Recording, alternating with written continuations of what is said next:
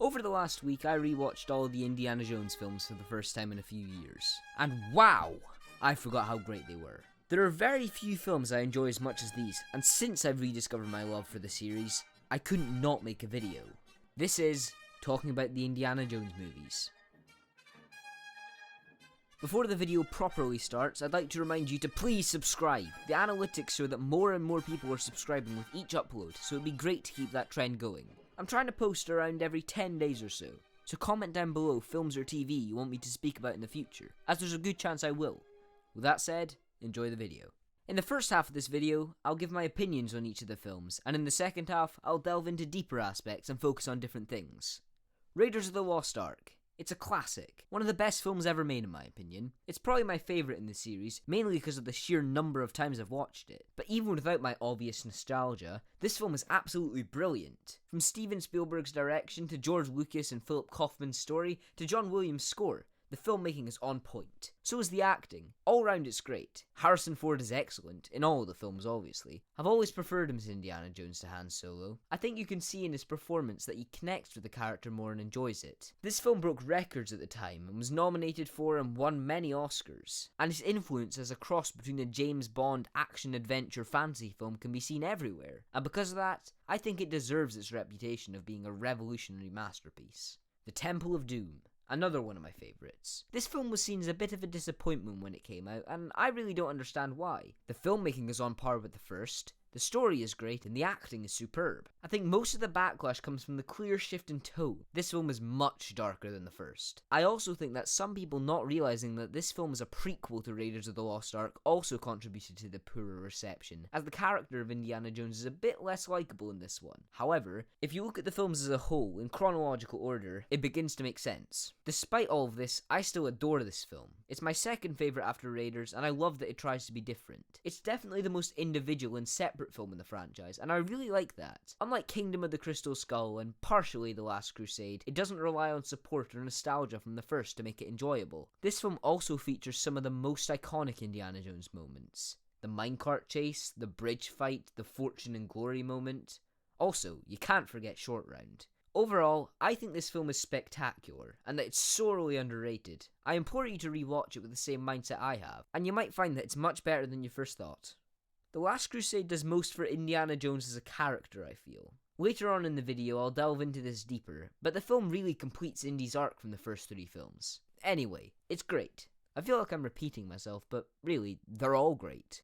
Once again, the filmmaking is excellent, and the acting is possibly its best with both Harrison Ford and Sean Connery. The amount of action in this film is astonishing. There's the train chase, the boat chase, the motorcycle chase, the tank chase, wow. There are a lot of chases in this movie. The story again is pretty good, however, I feel that this one retreads a lot from Raiders. This was probably because Lucas and Spielberg were backed into a corner after Temple of Doom's subpar reception, and were forced to make a film more similar to the first. However, I don't think this makes it bad at all. Having Indy's father, Henry Jones Sr., was one of the best choices for the franchise, and makes the overall story a lot more interesting. Because of this, I'd say The Last Crusade is a fantastic film, both visually and story-wise. But it's not as good as Raiders. Kingdom of the Crystal Skull is alright. This is probably all nostalgia talking, but after rewatching it, it really isn't as bad as people say. There was only twice where I thought it was going off track. The jungle chase, because it looked ridiculous and isn't very well made, and the very end where Shia LaBeouf's character is about to put the hat on, as if he's going to become the next Indiana Jones. But then Indy snatches it off him, which makes it forgivable. So really, there was only one instance where the film was actually bad. The story was alright. Some claim it's too far-fetched because it includes aliens, but may I remind you, the first three films are literally about God, eternal life, and cults worshipping devils. So compared to that, aliens aren't that otherworldly. See what I did there? Otherworldly, because aliens. The filmmaking isn't as good, but that's in comparison to Raiders of the Lost Ark, so it's alright. The acting is still fantastic though. Harrison Ford brings his A-game, Karen Allen is great, same with Cate Blanchett and, of course, John Hurt. Shia LaBeouf admitted himself that he wasn't great, but he was alright in my opinion. If anything, he was just always being upstaged by Ford, which is a good thing. He's Indiana Jones. But with all that said, I don't think it's bad. If it wasn't an Indiana Jones movie and didn't have so much to live up to, I don't think anyone would complain. I was 5 when this film came out, and I loved it because it was Indiana Jones. And I think that's the main reason why I still like any of these films. It's Indiana Jones. This is definitely the weakest in the 4, but at the end of the day, it's still Indiana Jones. So, now I've talked about all the films, I'll give them a rating. Raiders of the Lost Ark, 10 out of 10, practically perfect. Temple of Doom, 8 out of 10. A very solid film, not much to complain about at all. The Last Crusade, 8 out of 10. Another very solid film, not much to complain about. Kingdom of the Crystal Skull, 6 out of 10. Alright, above average, but nothing amazing. Now, let's talk about the fun stuff. One thing I really enjoyed about these films is the times that they are set and the inspiration that comes from that. The first 3 films are all set in the 1930s, and as such, their villains are, for the most part, Nazis.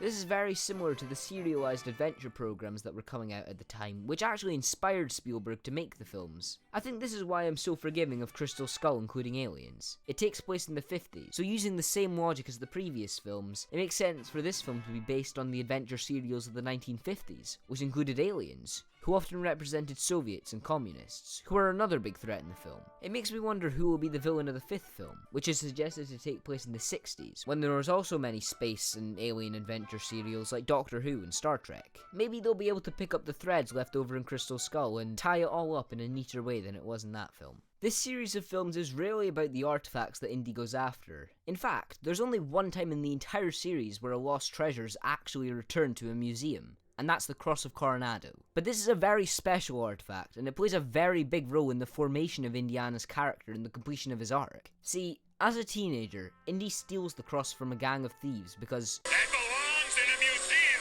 However, the gang steals it back because Indiana's father is too busy with his work looking for the Holy Grail to help Indy. Indiana learns that by doing the right thing he lost, leaving him with a longing for fortune and glory, and a broken set of morals. We see the effect this has had on him over the years in Temple of Doom, where he frequently acts immorally, being rude, selfish, and a bit of an anti-hero. He only helps the village get back the sacred Sakura stones because he thinks it might bring him the fortune and glory that I previously mentioned. And that's the problem with Indy's character. In the first 2 films, he sees the artifacts as a prize. In his quest to find the stones, he is literally made to face his own demons and fight them. Because of this, Indy understands the powers of the stones and gives them back to the village, realizing there's much more than fortune and glory at stake.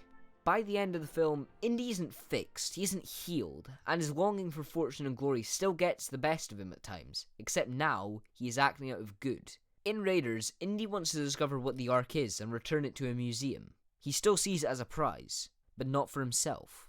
The problem here is that he still prioritizes the fortune, the prize, over the people around him. This is seen throughout Raiders of the Lost Ark, primarily when he leaves Marion behind with the Nazis in order to find the Ark, and when Indy can't bring himself to destroy the Ark in order to save her later in the film. This is what stops Indy from fully committing to being in a relationship with Marion, and can explain why everything changes in Kingdom of the Crystal Skull. So, we're halfway through. Are you still following me? Indiana Jones has stopped acting out of a need for fortune and glory, but he still has a longing inside of him. He has a damaged relationship with his father, and a damaged relationship with Marion. Okay? As I said, The Last Crusade does most for Indiana Jones as a character. By that, I mean that it completes most of his arc. At the very start of the film, Indy finally retrieves the Cross of Coronado, completely fulfilling his need for fortune and glory. He has found the very first artifact he lost, and this is important, because as I said, this is the one treasure he successfully returns to a museum, because it's the one treasure that matters. He has overcome the challenge, and this can be seen when he refuses the offer to go searching for the Holy Grail when it's first presented to him. It's only when Indy learns that Henry Jones Sr., his father, has been kidnapped, that he decides to go, which contrasts with Raiders, where he left Marion and went after the prize. Throughout the film, you see Indy and his father's relationship is very damaged, as they're both obsessed with other things. Indy with fortune and glory, and Henry Jones Sr. with his quest for the Holy Grail. But now Indy has let go of his obsession, and by the end of the film, Henry Jones Sr. lets go of his, completing their arc and helping to repair the relationship. As for Crystal Skull, it's definitely the least important for his arc as a whole, but it still makes sense. He's finally able to be with Marion because he no longer has a longing for fortune and glory. He's able to have a relationship with his son after repairing the relationship with his father. And of course, once again, in good old Indiana Jones style, he loses the prize, but gains something more. A proper family. That was a sort of brief overview of his arc. There's a lot more details in there that I could go over, however I feel like it's just unnecessary and you can fill in the blanks yourself by watching the films. Anyway, those were my thoughts on the Indiana Jones franchise. As I said, I love these films and wish I could talk more about them, but all the good ideas have been taken. Hopefully you enjoyed watching it as much as I enjoyed making it. Follow my Instagram, link in the description. Please like, subscribe, comment and share. This has been Max, and I'll see you next time.